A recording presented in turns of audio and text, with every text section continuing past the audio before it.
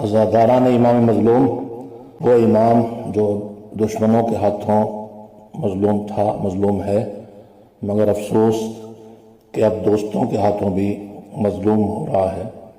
اس کی عزاداری کو اس کے مقصد کے سمجھے بغیر اس طرح کیا جا رہا ہے جو ان کے مقصد کو مٹا دے، بلکہ توہین ہو رہی ہے ان کی یاد کی۔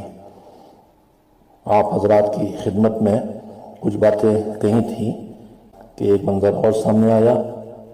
ابھی تک تو یہ دیکھنے کو ملتا تھا کہ نوحے میں فضائل ہو رہے ہیں اور فضائل پر بے حساب تعریف ہو رہی ہے، اور تعریف بھی جو انجمن پڑتی ہے اس کی پارٹی کے لوگ کھڑے ہیں خاص کر کے تعریف کرنے کے لیے اور تعریف کر رہے ہیں۔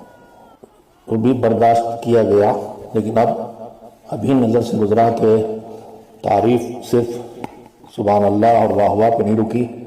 جیسے محفلوں میں ہنگامہ ہوتا ہے، ویسی جلوس اعضاء یا مجلس اعضاء میں نوحے کے نام سے جو پڑھا جا رہا ہے، جسے نوحہ کہا جا رہا ہے، نوحہ مصائب پر مشتمل ہوتا ہے، فضائل پھر مصائب کے اشعار۔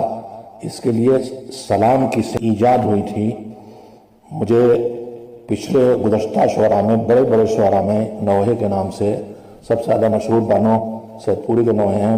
جہاں نوحہ ہے وہاں مصائب ہیں، اور مصائب ہی کے حصے میں کربلا کی شہداء کے رجز یا مکالمے جیسی چیزیں ہیں، لیکن اس طرح فضائل نہیں ہے جیسے منقبت اور قصیدے میں ہوتے ہیں۔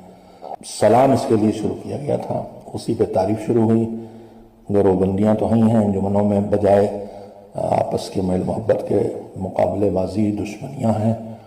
اس میں ہی لوگ کھڑے ہوتے ہیں، انجمن کے جس محلے میں انجمن ہے اس محلے والے، اور پھر وہیں مقابلے ہوتے ہیں، چاہے جلوس ہو چاہے شب بیداری ہو۔